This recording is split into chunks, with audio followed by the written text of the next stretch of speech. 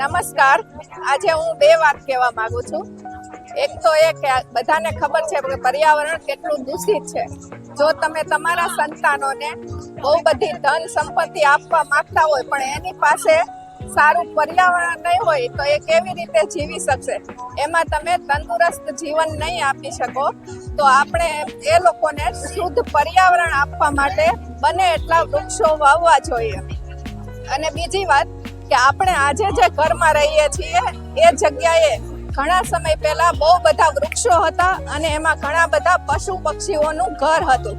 એ આપણે લઈ લીધું છે પણ આપણે હવે એ જગ્યાએ એનું ઘર પાછું નહીં આપી શકીએ.